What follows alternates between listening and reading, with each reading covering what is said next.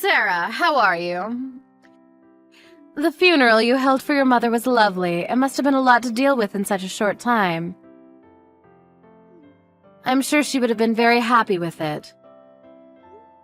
Thank you for coming to pay your respects, Emily. It means a lot to me that you came all the way to see her. It was a good chance to see Stephen and the grandkids. And what kind of mother-in-law would I be if I didn't go? Thank you. I really am grateful. I regret that you and my mom didn't have much of a chance to see each other when she was alive. Yes, it really is a shame. She was living with you, wasn't she? It was the first time I'd been inside your house, so I was surprised to see how big it was. It's a wonderful home. We already had the kids when we decided to live with my mom's, so we had it built so that it would feel more spacious and open. We knew that the boys would need more space when they grow up, so we took that into consideration too, but it feels so big and empty now that my mom is gone. That must be hard on you. But you're so lucky. Our house is cramped. I feel trapped all the time. I don't know about lucky. You're living with Stephen's second eldest brother at the moment, aren't you? Yes, and it's horrible. We're living with Thomas and his wife, but I can't bear her. I don't know why he married someone like her. She does nothing but cause trouble. Really? I haven't spent a lot of time with her before, so I don't really know what she's like. I don't know how she can call herself a wife. She always cuts corners on the chores, and she complains all day long. She can't discipline her own child, either. He runs around the house screaming and shouting. I can't live in a place like that. I didn't know any of that. What does your husband think? Have you spoken about it with him? That's the problem. She acts like such a good girl when he's around. When he's looking, she's the perfect daughter-in-law. She's so two-faced, it's very annoying. I guess that's why I don't feel like we can get on well. Is that so? That does sound problematic. It was a bad idea to start living with Thomas and his family to begin with. There was no way all of us would fit in such a small house. I don't know how they thought it could work. What do you mean? There's 5 of us. My husband, myself, Thomas, and his wife and son. Of course we can't survive in such a small house. It's only natural that we get stressed out by one another. We all need our own private space. I never knew that the situation was that bad. Is it really that stressful living together?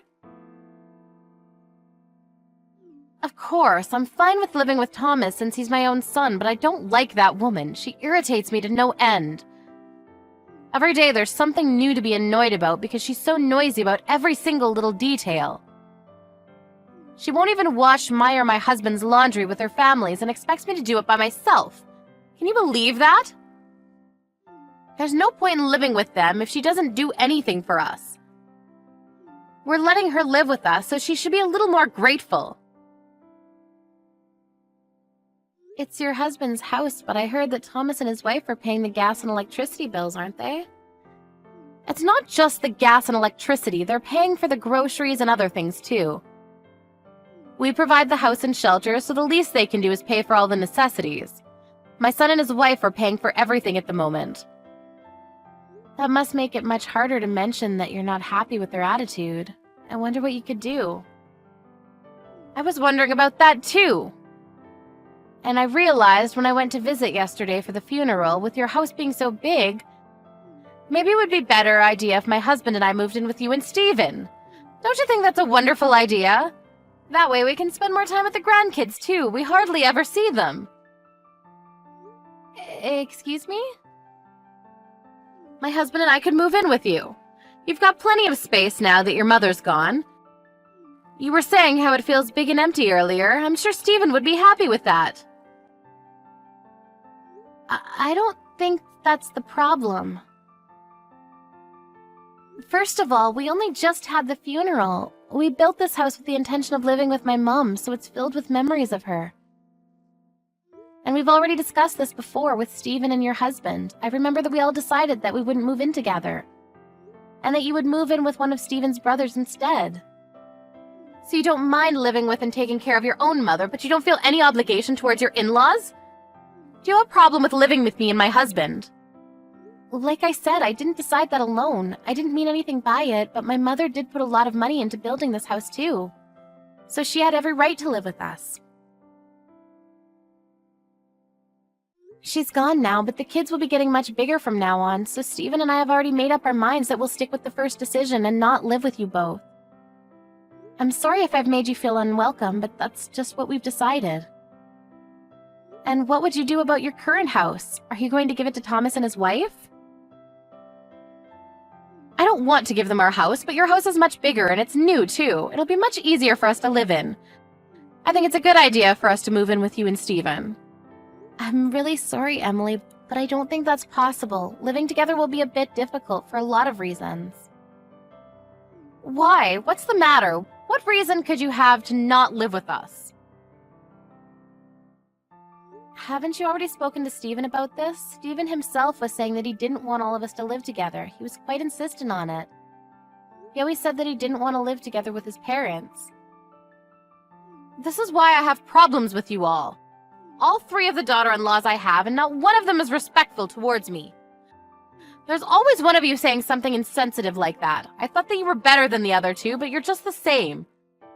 You don't think of us as family at all, do you? You're horrible! I don't think that at all. The biggest problem is that you have dog allergies. It's got nothing to do with you personally. We just can't have you staying with us when you can have a reaction.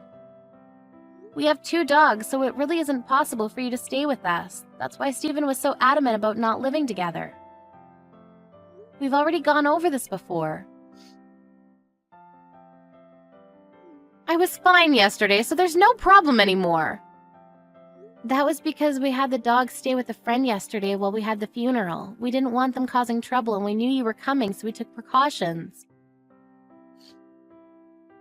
Then the solution is simple. Why don't you let that friend of yours keep them? That way there'll be no problem for me to live with you.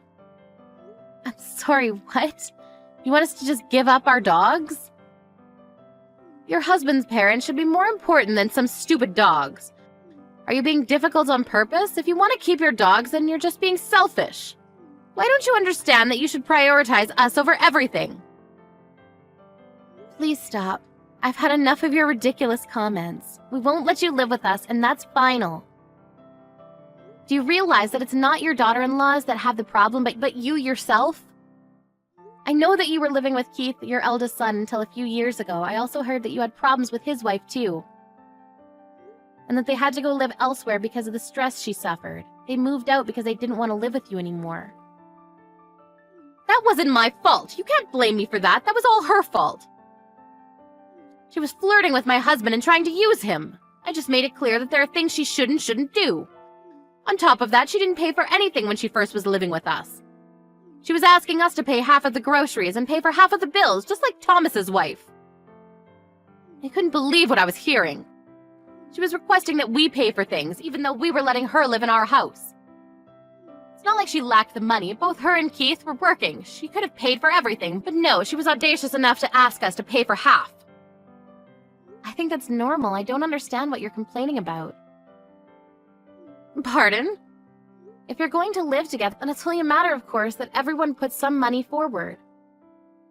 We were letting her live in our house. Why should we pay for anything? She should have been grateful she had a home. Why don't any of you understand that? All you want is money. My mom was paying for her own groceries and things. It was only fair since she was able to work still and had savings. It helped out a lot.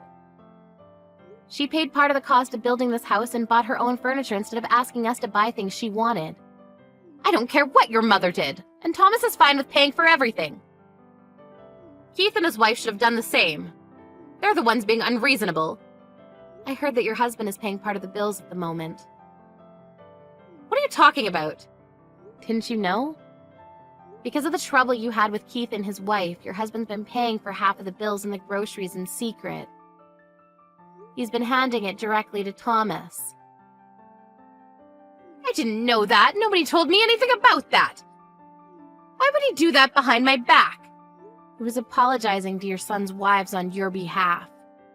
Why? Why should he apologize? There's nothing to apologize for. He was apologizing because of the way you treated them and how you accused them of being gold diggers because they wanted you to pay for your own part. Even though it's not like you would be paying from your own pocket, you don't even work. So the one that would be paying is your husband. He apologized for how you forced them to cover all the bills and asked them to forgive you for your attitude. The only reason why they're being patient with you is because your husband is being so sincere. That's ridiculous! I'm right, why should he apologize when I'm only saying what needs to be said? I just got a reply from Steven and he told me to tell you that he'll call you when he gets back home from work. Steven said that he'll call me? About moving in with you? And about your inappropriate comments, I think. Are you kidding? What inappropriate comments? It's only been a week since my mom passed away, but you're already talking about moving in because our house is much nicer and bigger. Don't you think that that's a bit too insensitive? I haven't been able to call or talk to him in person about it yet, but I can tell that Steven's pretty angry. Isn't he going to talk about moving in together? Of course not. There's another major reason why he said that he never wanted you to live with us. It's not just about the dog allergy you have. It's because you stressed Keith's wife out so much that she got depressed.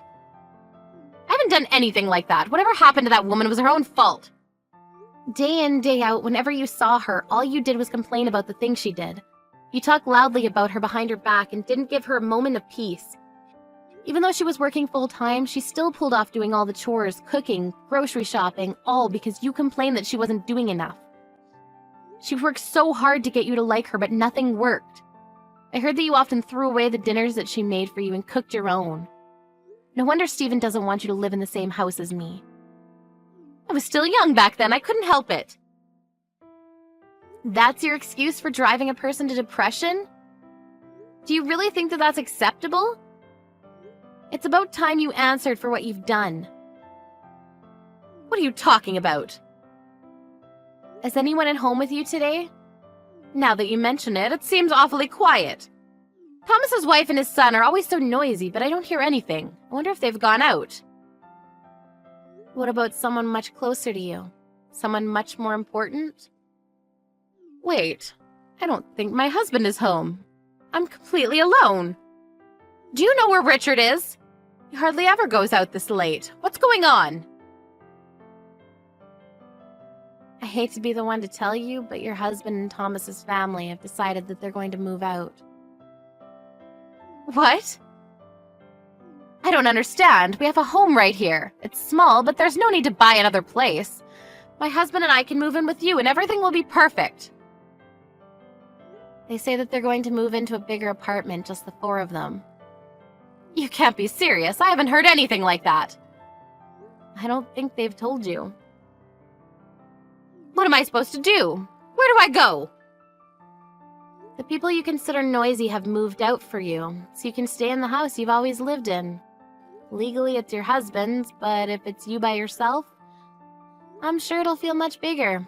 That's what you wanted. I'm sure you'll be more comfortable by yourself. Who's going to take care of me? What am I supposed to do? Cook and clean and do grocery shopping all by myself? Why isn't anyone picking up the phone? I don't understand. They've all abandoned me. I guess they all got tired of enduring your abuse. We don't live too close, so I've never had to spend a lot of time with you. So I haven't experienced it firsthand, but it looks like you caused a lot of suffering for the people around you.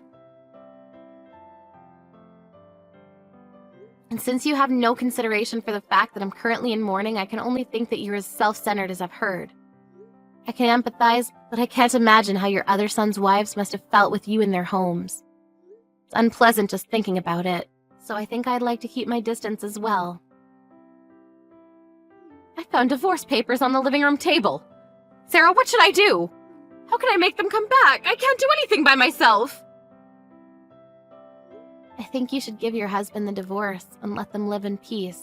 It means you have to pay all the bills and do all the housework by yourself. But that's what you get for not being thankful for the support you've had up until now. Your husband is graciously letting you live in the house he bought after all. Why shouldn't you pay for everything yourself?